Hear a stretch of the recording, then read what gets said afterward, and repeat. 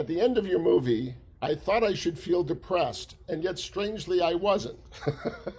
Yeah, yeah, that's kind of one of those things, right? It's like it's really, you're witnessing the passing of a human being, and somehow there's hope in it. And I think that was a goal sort of from the beginning. The story itself is really, it's based around the story of my grandfather. It's dedicated to him. The film is dedicated to him, and the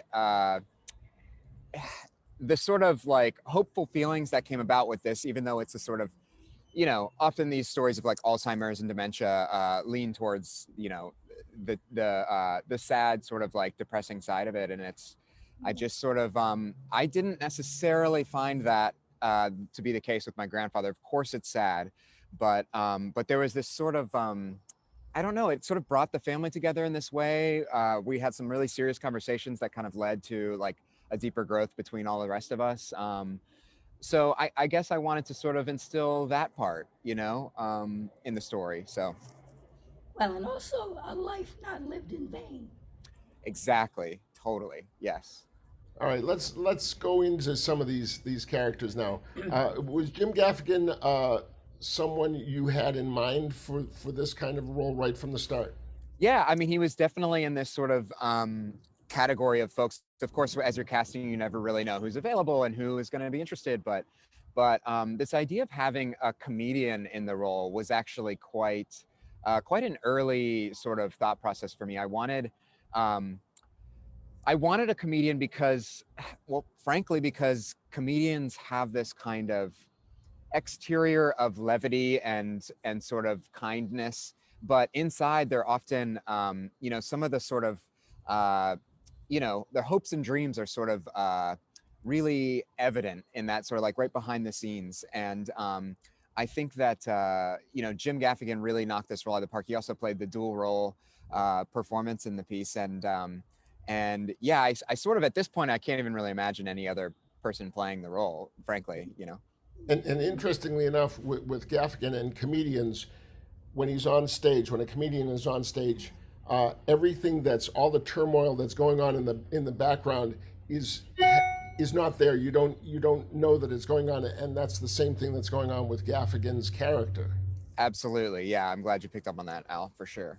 I think that he brought a certain groundedness to his performance. Well, both really, and this kind of dichotomy. It was really interesting because obviously the one character is more Gaffigan-esque, the main character, and the other one he put on a mustache, wig, and a hair wig, and he really, I mean, turned into a different person. Even on set, like he put on this really kind of serious tone, and I didn't want to eat lunch with him and stuff. It's kind of one of those things when he was in that character.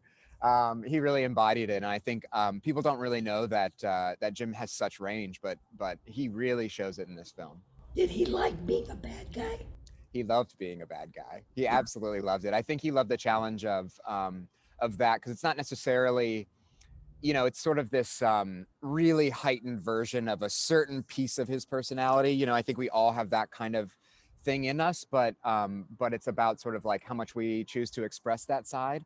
And I think that he enjoyed the challenge. I definitely think he enjoyed the challenge. There's scenes where obviously he talks to himself, where we had a body double and all that kind of thing. So that was a whole nother challenge, but it was all fun. He's a dad. I know he's a dad himself. Did Yes. he bring any of that into the movie? Well, actually, Linda, he brought two of his kids into the movie. So that little boy character is played by six different actors actually, and two of them were his kids. But beyond that, but he has that sort of like fatherly love, and he showed that to our crew. He showed that as we were collaborating with the other actors. It was certainly present.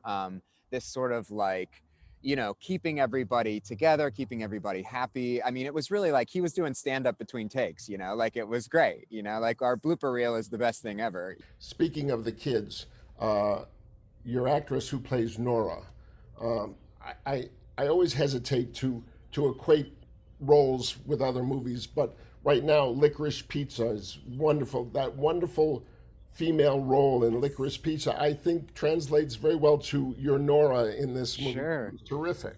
Yeah, Nora is played by Caitlin Nacon, and she is just, she's got this like pizzazz. I mean, she really like steals the show in this way that I like at our premiere screening, like she was the one getting all the laughs and Gaffigan was not. It was kind of he wasn't not getting laughs, but it was like, her character is really sort of like this, kind of, she's really got that teenage kind of like confusion going on, but channels it into this kind of like confidence, and that was really fun to watch. She was great to work with and such a gem, such a hard worker too. And she's the good observer. She knows what's going on.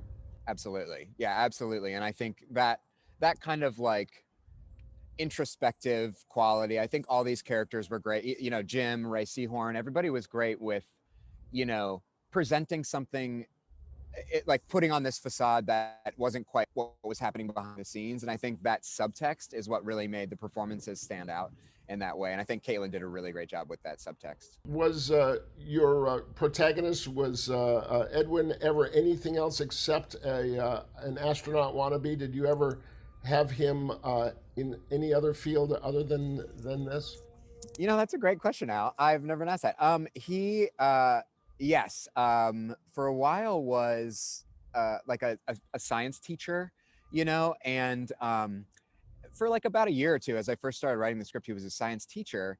And then I remembered my favorite part about science was Bill Nye the Science Guy. And I had watched every episode of Bill Nye the Science Guy. I would get home from school and watch Bill Nye. I liked it so much. It was like, it wasn't an academic thing for me. It was a fun thing for me.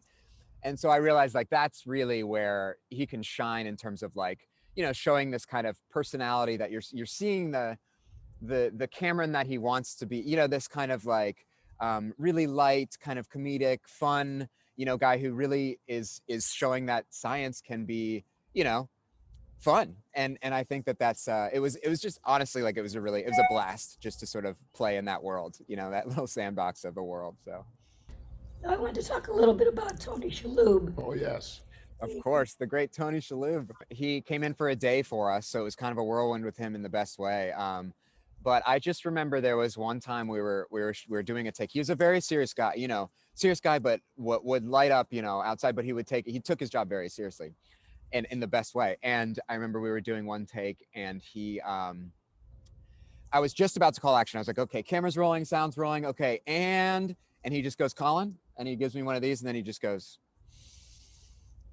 for about 20 seconds, dead silence on set. Everybody's just looking at him. And then he just opens his eyes, looks at me and nods. And I was like, action. And he just delivered the best performance. And we used like, that's pretty much the entire performance that we used was that take.